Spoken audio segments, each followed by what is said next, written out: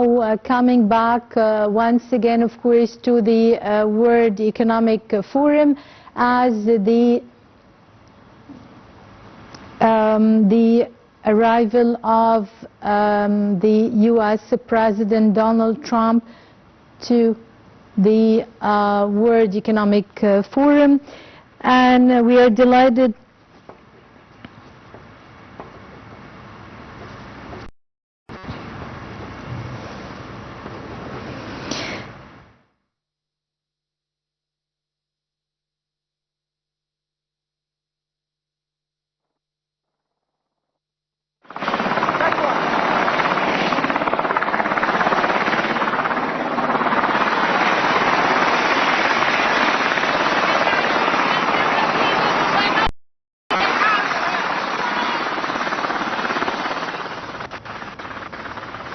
as we are watching, ladies and gentlemen, on the screen, the arrival of the American jet, the U.S. President Donald Trump at the Zurich International Airport to attend and to participate at Davos 26 or the World Economic Forum 2026 with the world leaders, as it's supposed to be a World Economic Forum. Is considered to be the highest level meeting of the world leader, or the platform of the world leaders, to discuss about the monumental challenges and facing, of course, or confronting all the nations nowadays.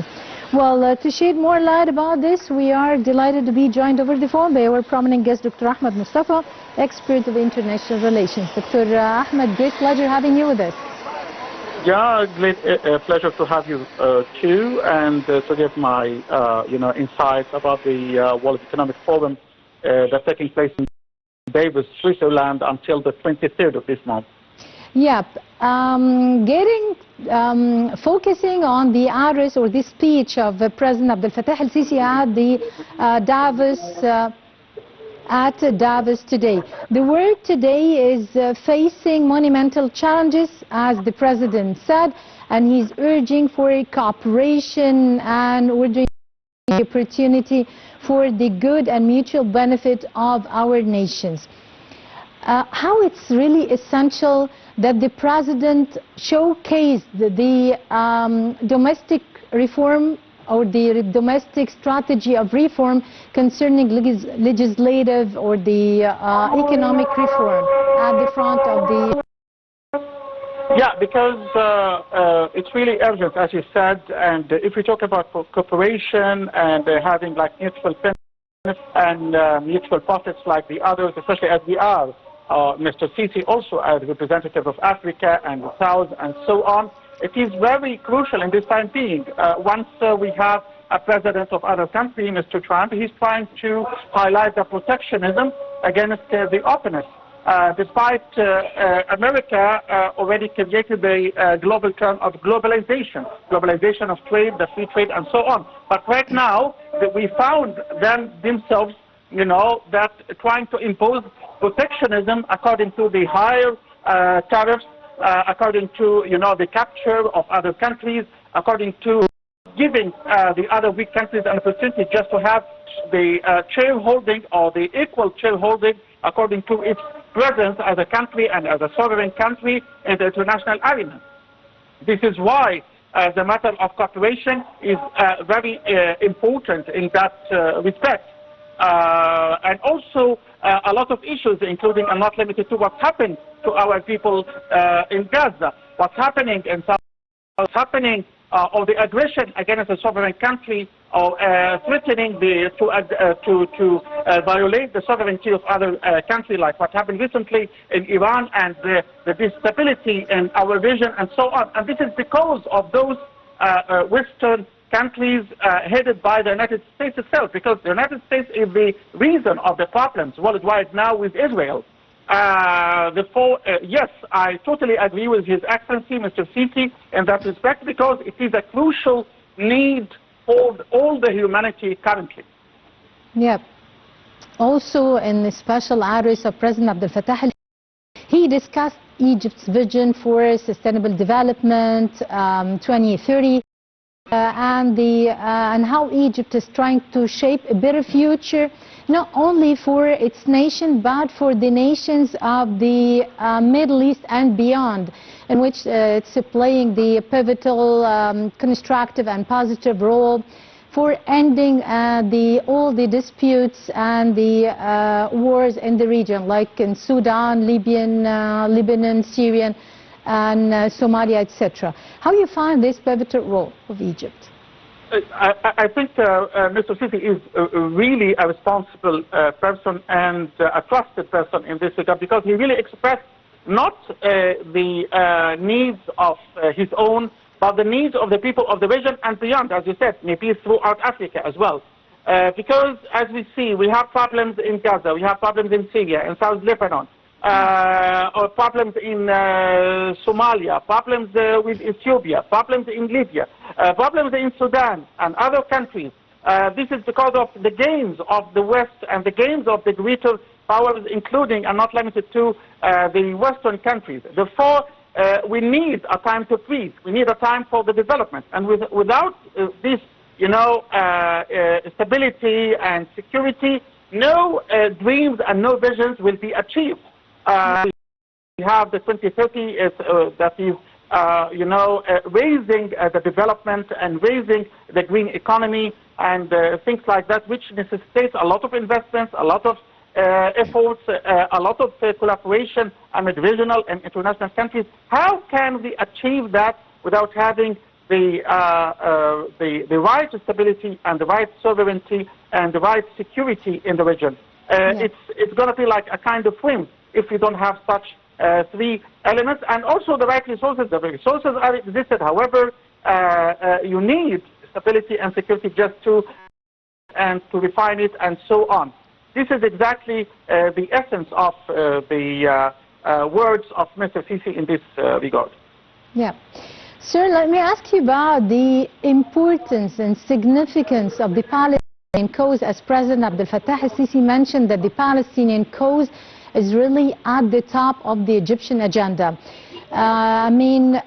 It's so essential for Egypt, as we ratified or signed the peace truce of Sharm el-Sheikh, and he is anticipated to meet with President Donald Trump on the sideline of Davos to discuss with them and to negotiate with them, starting the second phase and also speeding up to the reconstruction or the speedy recovery plan. Yes, Gaza issue or Palestinian issue is the issue not just in the region but in the world, because since we have such, but for Egypt is special. For the whole world, it's a bit not that important, to be honest. Yeah, the Palestinian issue is the key issue of the world, not just for the region, frankly speaking. Yep. This is why it is on our top priorities. Don't forget that it is the northern border of Egypt. Don't forget that the Mediterranean Sea, including a lot of resources, including and not limited to the oil and the natural gas.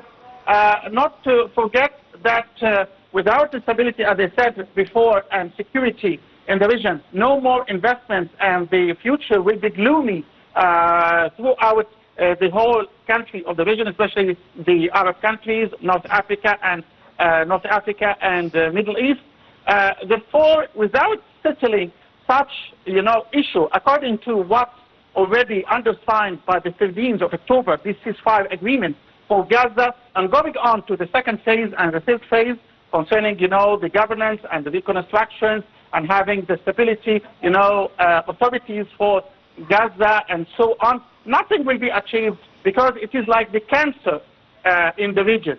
Therefore, without, rooting off the reason of instability and things like that, nothing will be achieved. And also because Palestine is like, our destiny, and they are a part of Egypt, frankly speaking. This is why... Yes. Yes, this is why Mr. Sisi, according to his knowledge and deep knowledge that the Palestine is the most important issue, and once you have a solution, whether the two-state solutions or whether the solution that will be agreed by our side and the other undersigned parties on this agreement, nothing will be achieved, because most of the time the investors and the businessmen will be afraid to come to your region just to carry out such projects, because the place is volatile. And according to, this tension that occurred in Gaza because of the Israel itself and the wind behind Israel, and this is a fact, even our, transit via the Suez Canal affected negatively accordingly. And we have only just percent of, maybe with the maximum expectation, 40% of the ride capacity are passing now via the Suez Canal. Therefore, it is really not just a strategic or security, but also an economic element in this regard. And we should work together, because without cooperation with the greater, especially America, because America having the greater or the longer or the upper hand on Israel, nothing will be achieved. And this is very crucial. But at the same time, I have to tell you something. As Mr. Sisi want to have on the sideline in Davos a meeting with Trump, he has the same greater desire to meet with Mr. Sisi. And that is reflected in the latest letter that's sent by the 16th of this month to His Excellency concerning the matter of the Renaissance Dam in Ethiopia. Because also Israel is a part of igniting, the conflict between Egypt and Ethiopia in that respect, by trying to affect negatively on, a country of the flood like Egypt. Therefore, there is a mutual benefit. Two leaders and the two presidents meet, because I think the face-to-face or the offline is much better 1,000 times than the online or the calls or things like that, because a lot of things could take place via this meeting in that respect, and also other things in the region in this regard. Because if America lost the region itself, America is having a big problem, especially in the oil field. This is why he captured Maduro in Venezuela. And he tries to get or to capture Greenland. Therefore, he has only one source for the proper energy in the Middle East. Yeah. Therefore, if he, undermine the relation with the Middle East, I think America will be in a big danger, because now he has problems in Europe, and maybe the collapse or this transatlantic trade agreement or things like that could be collapsed. Therefore, Trump, he has no too much cards to play. Yeah. And he has to come to the Middle East, and he has to use such opportunity just to enforce his relations with the leaders, especially in our region, especially Mr. Sisi and the others in this regard. Therefore, there is like a need for Trump to meet with Mr. Sisi, more than the need of Mr. Sisi to meet Mr. Trump. Yeah. Sir, let me ask you about the unilateral or the unipolar world order that the President Donald Trump is trying to set. And in the address of the speech of the Ursula von der Leyen, the President of the European Commission, she said that we are staying in front of, or at the front, at the face of protectionism, isolation. We are for free trade, and we are choosing the word, and I think that the word is choosing Europe. So between lines, they are trying to get away of the American system and finding another destinations for collaboration. And as she mentioned, she's heading to India, and she signed already treaties and deals with the Mercosur, and also with the Indonesia and many other countries. How you find such a new strategy of the European Union, and will it succeed? Will the USA will let them to succeed to go away of the American order? I will tell you things more than that, because they had a conflict over Russia for 4 years so far. Yeah. Okay? Right now, behind the scenes, in the coulisses of the international political arena, they started having like a direct contact with the Kremlin and with Mr. Putin just to restore the relations one more time with Russia. Before Russia, it was totally right in what they did, because they tried to transgress the sovereignty of Russia via Ukraine. Therefore, we found like a hidden contact within like EU meeting, and we find Melanie just trying to contact Mr. Putin at the back room for around 45 minutes, just to talk about the energy and cooperation and so on. And not just that, just, you know, having a greater relation, because Russia is a good ally, or the best ally for China as well. And also Germany, they already expressed recently via the Chancellor that already they need the energy of Russia just to restore their, you know, leadership in the field of technology and the field of the automotive industry, as well as France, because in the G7, Mr. Macron, he trying to invite Mr. Putin one more time to the G7 just to restore the relationship with Russia, because without Russia and without the cheaper energy of Russia, it is, you know, like a big deficit for all the greater Western European economic countries, like France, like Germany, like Italy, and so on. And these countries, three countries, are the greater weight in the European industry.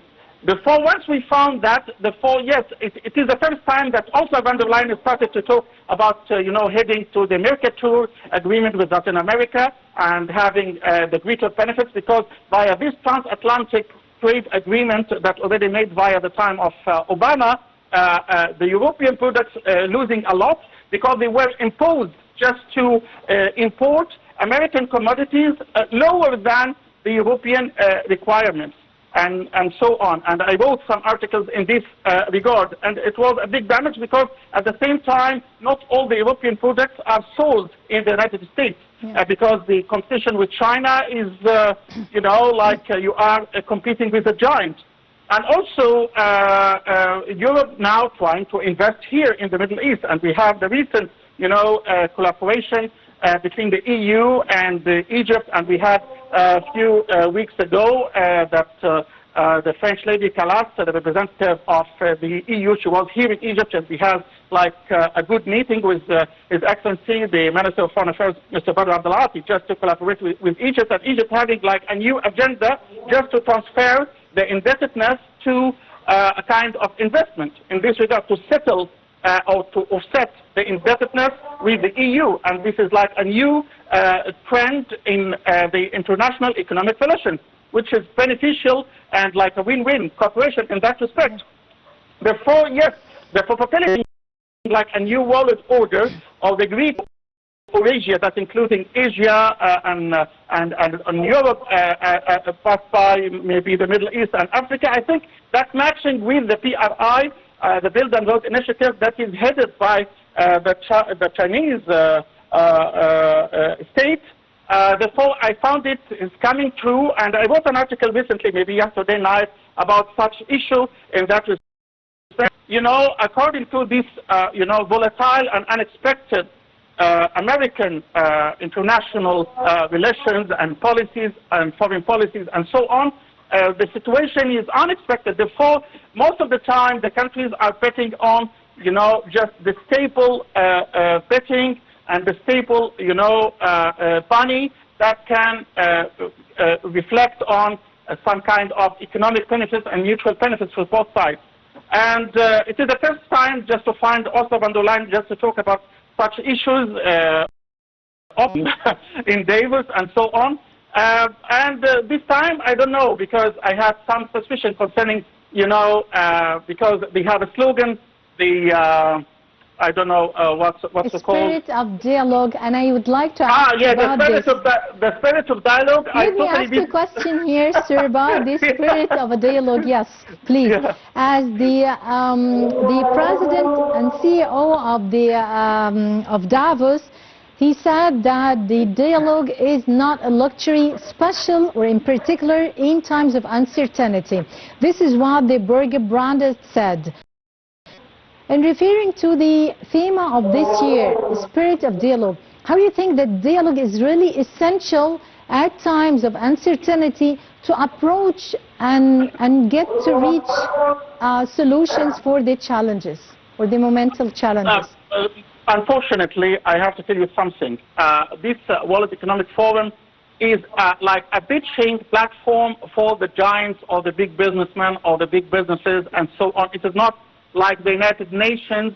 It is not like the BRI meeting You mean or it's only a gathering, as it's always said, only a gathering a gathering for the tops, for the top and high level for the CEOs? elites, Yes. for the elites and so on. Yeah, despite it has like, because it was mainly an economic preaching or economic show up for, you know, the giant or the biggest, you know, businesses, the top level elites, oligarchs and so on, plus, you know, the presidents of the state, or the heads of the states and so on. Therefore, the main target of the Davos is just, you know, is the economic and the economic benefits of the elites, not the benefits of all the people of the South or so on. Nations. We should put on our mind that. But at least if you have like a voice like Mr. Sisi and like the presidents of, you know, the South countries, it's something good, because at least they can express themselves openly in this regard. But without, you know, the shifts and this, you know, disable or unexpected international arena, you will find this time, I think you will find a lot of adversaries inside, you know, Davos, because Ursula von der Leyen started to say that. The other presidents like Macron or Italy or so on, they have also some expressions which is not for the first time to the United States or the greater powers or so on. I think this session this year of Davos is full of, you know, surprises, and let's wait and see, also what Trump will say in his speech, because it is the biggest American delegation, as we hear, to go to Davos at such time. A lot of surprises we will see via, you know, the discussions or via the speeches of the heads or the international economic groups and so on. In this regard, we'll see in Davos. Yeah. So, I mean, out of your answer, I don't know whether you're going to answer my next question or not. So, what we are supposed to anticipate or to expect as an outcome out of Davos 2026, out of the agenda of the forum this year, as at the top of the agenda this year, investment, artificial intelligence, digitalization, climate change, and many other topics and files. So what we are supposed to anticipate out of it? Not too much, or what? Frankly speaking, you know, we have some challenges here. For example, like AI productivity, because most of the people or the businessmen focusing on versus the labor displacement, and how much that the future jobs will be impacted negatively by the artificial intelligence. Number two, green transition or economic growth, because if you trying to apply, and even the European Union will find a lot of hurdles just to apply a fully green, you know, transition and the vision of 2050, because in order to, you know, do that, you try to spend a lot of money and a lot of investments just to get the green energy. For example, you have to invest at least $800 billion to reach 40% of the blend of the future energy. Because some of the people in Europe, I don't know how they were thinking in that respect, and I'm giving you such figures because I made some expert interviews in this regard as an economist. They were talking about having the green economy, and you should your production line for, you know, this carbon tax that's imposed by the EU and so on. And however, it is very difficult if you come to the practical application or the implication of this. Because, you know, first it's, you know, contradicting with the what's it called, the Organization of Free Trade around in this regard, the GATT and so on. And also, it is unbelievable dream if you come to application or implication. Therefore, you should replace all your production line and replace it with someone matching with the green energy and so on. But it necessitates a lot of investment in this regard. Also the matter of digital inclusion and data sovereignty.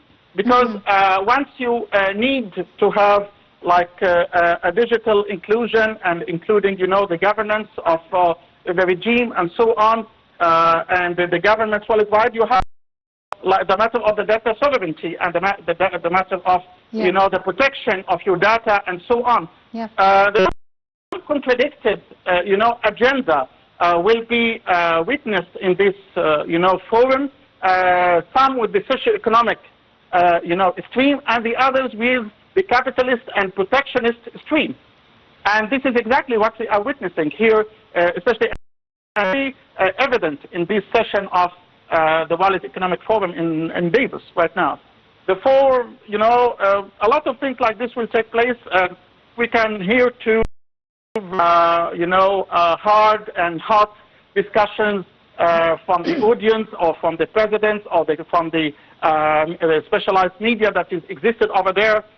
We will witness a lot of issues and a lot of some good stories that we should get benefit of.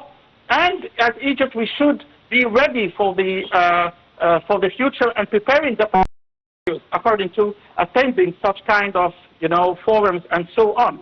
And we should have our own well-prepared agenda in this regard, economically and socially, accordingly. Yeah. Concerning the artificial intelligence and digitalization, as within the panel of discussion with President Abdel Fattah al-Sisi, Mr. Borgbrand had asked them concerning the artificial intelligence and the challenges of digitalization. President al-Sisi answered, as we started a national strategy for building up a new generation capable of using and optimizing the tools of artificial intelligence, and also reforming the educational sector according to in which we established many universities specialized in AI and digital sectors, computer science, etc. So how you weigh such a strategy for preparing and building up new generation capable to handle and to deal with the future challenges? Look, I have some comments on this. Yes, it is like a good vision and dream that matching with 2030 vision. What's your comment on this? Well, yes. Yeah, I totally agree. However, without having the proper knowledge, I mean the research knowledge and so on, and determining the priorities of Egypt in this time being, and tailoring, the curricula, especially the educational. But despite I'm against the word of education, but I'm with the word with knowledge, not education, because knowledge is an inclusive word or term scientifically. I'm a researcher, therefore I know what I'm saying. Therefore, we have to tailor curricula for the knowledge of the knowledge, for the future sciences, for the needs, the real needs of the markets, the real needs of the region, the real needs of the continent, what are the mainstreams of industry and so on. Therefore, first you have to do that, and then concerning the artificial intelligence existed, you should have, the right incubators.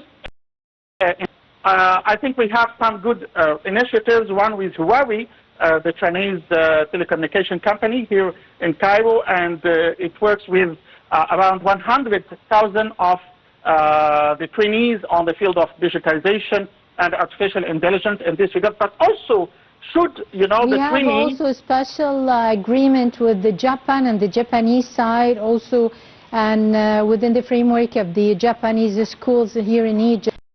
But not like the Chinese one, frankly speaking. I work with, I know both of them. Yeah. The Huawei one and the, because China right now in the technology and AI, it's #1, and no one can compete with them. Of course. Neither the EU, neither the United States.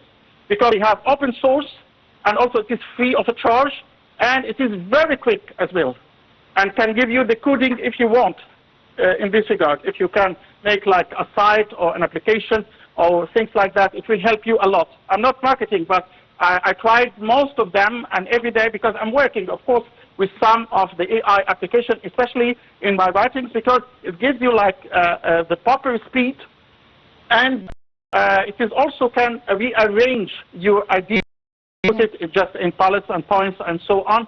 That is matching with the scientific. But something very important also, you have to review the artificial intelligence outcomes, because so far you don't have the search engine that's having your own information. You still have the Western search engine that is still having the upper hand or having the supremacy on the information worldwide.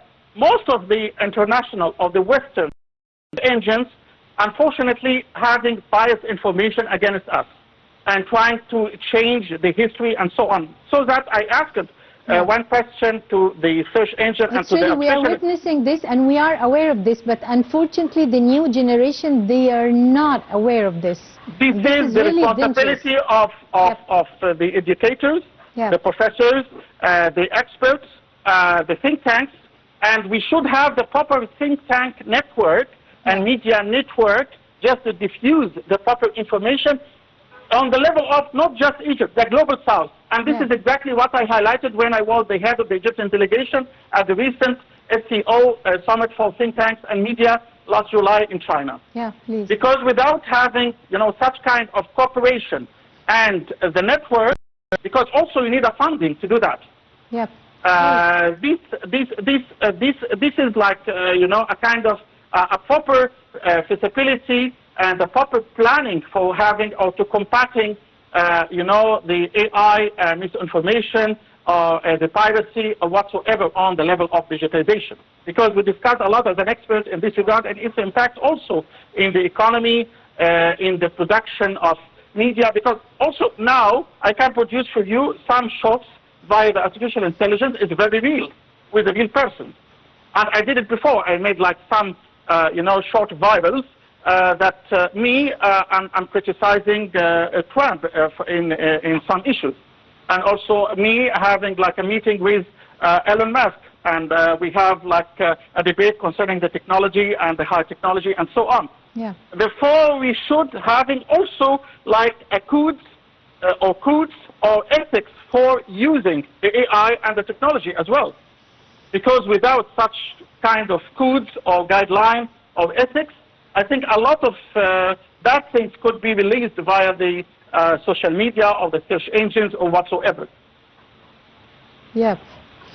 Well, Dr. Ahmed Mostafa, we're talking also about still viewing together the speeches or the addresses of the world presidents. Well, the French President Emmanuel Macron, he said that faced with all the brutalization of the world, France and Europe, they must defend an effective multilateralism. This is, of course, at the face of the unipolar world order of the USA. How you find this? Hello? I told you before that Macron, he surprised us yesterday via his words. Not only that, he exceeded that, and recently he said, and I think Donald Trump made a leak for him yesterday. It was like, I don't know how presidents making a leak for other presidents, that Macron won't really invite Mr. Putin just to attend the G7 as before, because it was G8, including Russia. But then after the Ukrainian crisis, one more time, G7. Therefore, he just was discussing with Mr. Trump that I want to invite Mr. Putin to the G7 in Paris once again, because without Russia, we cannot do else. Therefore, I think there is a shifting. And the matter of Greenland, I think it makes like the big rift between, the NATO countries itself, because as you know, that Mr. Trump imposed 10% more tariffs on the countries that was adversary the initiative of annexing or capturing, Greenland in that respect.